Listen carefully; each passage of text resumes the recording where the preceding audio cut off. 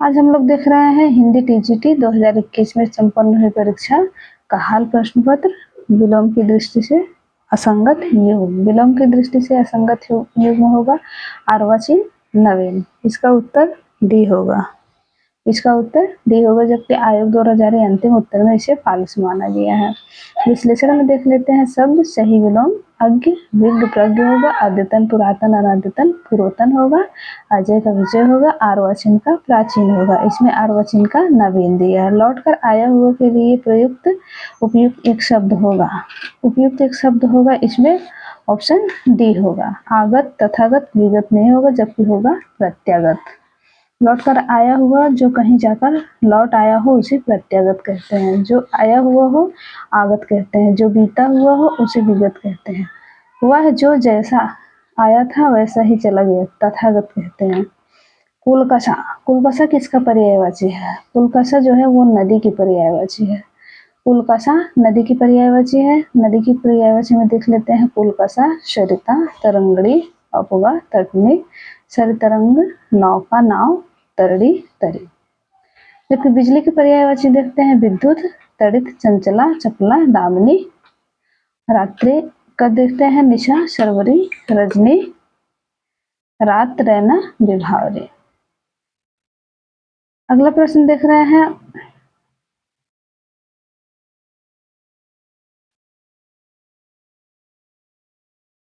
अगला प्रश्न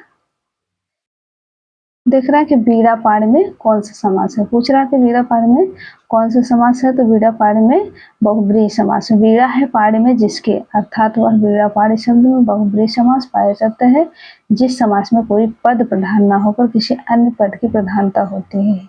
यह अपने पदों से भिन्न किसी विशेष संज्ञा का विशेषण होता है। शूल पाड़, शूल है पाड़ में जिसके, चंद्रशेखर, चंद्र है शिखर पर जिसके, ए बहुब्रीहि समास हुआ। अगला देख रहे शुद्ध कला के पारखी कहते हैं उस पार के पंक्ति के रचयिता कौन है। ये रचयिता पूछा गया इस पंक्ति के, तो इसके हैं रामविलास शर्मा। शुद्ध कला के पारखी कहते हैं उस पार के, कौन है? रामविलास शर्मा। शुद्ध कला के पारखी कहते हैं उस पार के, उस इस दुनिया की कौन कहे, भव सागर में कौन बहे। इसका व्याख्यात्मक देख लेते हैं।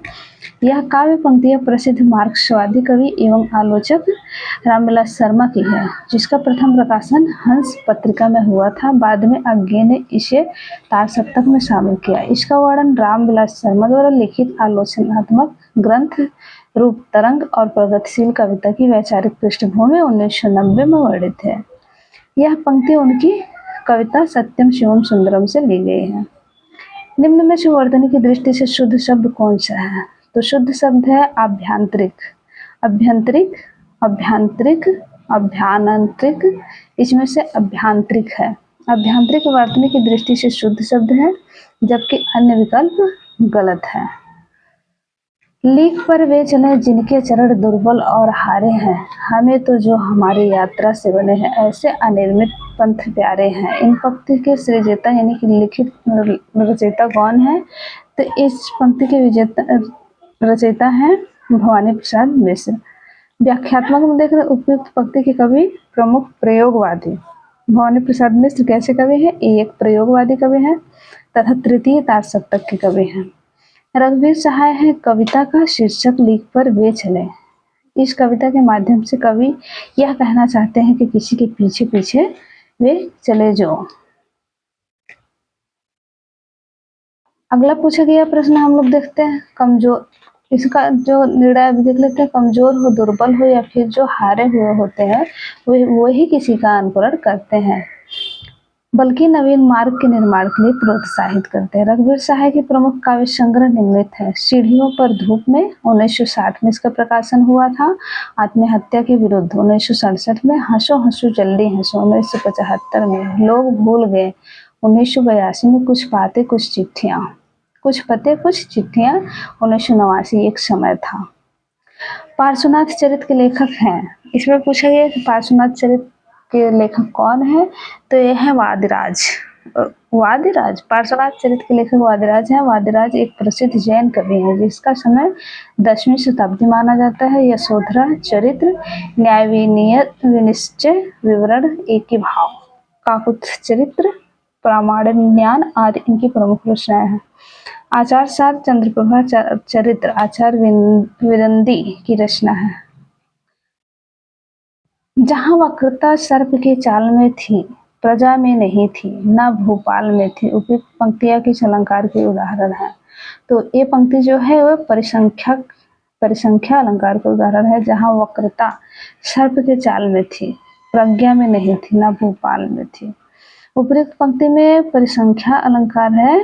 परिसंख्या अलंकार की परिभाषा, जहाँ किसी वस्तु का अपने वास्तविक स्थान या सभी स्थान से लोप कर कहीं एक विशिष्ट स्थान पर आरोप किया जाता है, जिससे किसी विशेषता का प्रकाश होता है, वहाँ परिसंख्या का अलंकार होता है।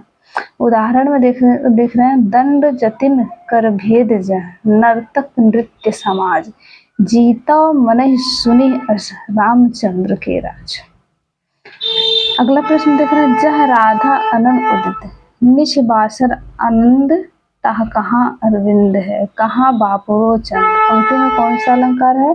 तो इसमें प्रतीक अलंकार है। इसका विश्लेषण है, जहाँ राधा आनंद उदित, निश बासर आनंद, तहाँ कहाँ अरविंद है, कहाँ बापुरो चंद। इन पंक्ति में प्रतीक अलंकार है। प्रतीक अलंकार की परिभाषा, जैसे प्रतीक का तात्पर्य होता है उल्टा या विपरीत। यहाँ उपमा का उल्टा रूप दिखाया जाता है। प्रतीक में उपमा का उल्टा रूप दिखाया जाता है। जहाँ पर प्रसिद्ध उपमान को उपमेय और उपमेय को उपमान सिद्ध करके चमत्कार पूर्वक उपमेय या उपमान की उत्कृष्टता दिखाई जाती है, वहां पर प्रतीक अलंकार होता है। ऊट पटांग शब्द में समास होता है। इसमें पूछ रहा कि ऊट पटांग शब्द में कौन सा समास है? तो ऊट पटांग शब्द में समास डी है, ऊट पटांग। ये तत्पुरुष समास होता है। ऊट पटांग में तत्पुरुष समास का विग्रह कर रहे हैं। ऊट पर टांग, बेतुका में अलुक तत्पुरुष समास है। अगला पूछ रहा, गुरुवे शब्द का सही संधि विच्छेद होगा। गुरुवे शब्द का सही संधि विच्छेद होगा गुरु धन ए। गुरुवे शब्द का सही संधि विच्छेद होगा गुरुवे धन ए ओ ए औ। जिस समस्त पद में पूर्व या उत्तर पद की बजाय किसी अन्य अर्थ की प्रधानता होती है, उसमें होता है बहुब्रीहि समास। कौन सा समास होता है? बहुब्रीहि समास। जिस समस्त पद में पूर्व या उत्तर पद की बजाय किसी अन्य अर्थ की प्रधानता होती है, उसमें बहुब्रीहि समास होता है। उदाहरण, सात है खंड जिसमें सतखंडा, सहस्त्र है अक्ष जिसे वह सहस्त्राक्ष, पवन है अश्विन जिसका वह पवनाश, चक्षु से जो श्रवण करे वह चक्षुश्रावा। कलचुरी राजवंश के सत नायिकाओं के नक्शिक वर्णन से संबंधित ग्रंथ है। तो ये है राउरवेल। कौन सा ग्रंथ है? राउरवेल रोड़ा कवि द्वारा लिखित 10वीं सदी का एक चंपू काव्य, जिसमें कलचुरी राजवंश की 7 नायिकाओं का नक्शिक वर्णन मिलता है। यह एक शिलांकित कृति है जो वर्तमान में मुंबई के प्रिंस ऑफ वेल्स संग्रहालय में सुरक्षित रखी हुई है। राउरवेल का अर्थ राजकुल का विलास। इसमें हिंदी की 7 बोलियों भाषाओं के शब्द मिलते हैं, जिसमें राजस्थानी की प्रधानता है। अगला प्रश्न हम लोग देख रहे हैं कि ज्ञानचंद्र जैन कृत कथा से शीर्षक जीवनी किससे संबंधित है? तो ये संबंधित है अमृतलाल नागर से। जीवनी जो है कथा से, प्रकाशन वर्ष इसका है 1999। जीवनीकार है ज्ञानचंद्र जैन, संबंधित व्यक्ति हैं अमृतलाल नागर। पटवृक्ष की छाया जीवनी जो प्रकाशन हुआ था 2006 में, और जीवनीकार हैं कुमुद नागर, अमृतलाल नागर के ऊपर लिखा गया। भारतेंदु हरिश्चंद्र एक व्यक्तित्व चित्र, इसका प्रकाशन इस जीवनी का 2004 में हुआ था, जबकि इसके लेखक हैं जीवनीकार ज्ञानचंद्र जैन। ये भारतेंदु हरिश्चंद्र के ऊपर लिखी गई जीवनी है। अकाल पुरुष गांधी 1968 में लिखा गया, ये जीवनी है जैनेन्द्र द्वारा लिखी गई। ये महात्मा गांधी की जीवनी है। अकाल पुरुष गांधी। चैतन्य महाप्रभु 1975 में लिखी गई। ये अमृतलाल नागर द्वारा लिखी गई चैतन्य महाप्रभु से संबंधित जीवनी है। अंतःकरण की वृत्तियों के चित्र का नाम कविता है। यह काव्य लक्षण किसने प्रस्तुत किया है? तो यह काव्य लक्षण प्रस्तुत किया है महावीर प्रसाद द्विवेदी ने। अंतःकरण की शक्तियों के चित्र का नाम कविता है। यह काव्य लक्षण महावीर प्रसाद द्विवेदी ने प्रस्तुत किया है। महावीर प्रसाद द्विवेदी द्विवेदी युग के प्रवर्तक माने जाते हैं। द्विवेदी जी के संबंध में आचार्य रामचंद्र शुक्ल कहते हैं, हम पंडित महावीर प्रसाद द्विवेदी को पद रचना की एक प्रणाली के प्रवर्तक के रूप में पाते हैं। द्विवेदी जी गद्य और पद दोनों के लिए खड़ी बोली में सामान्य बोलचाल की भाषा को प्राथमिकता देने की वकालत की है।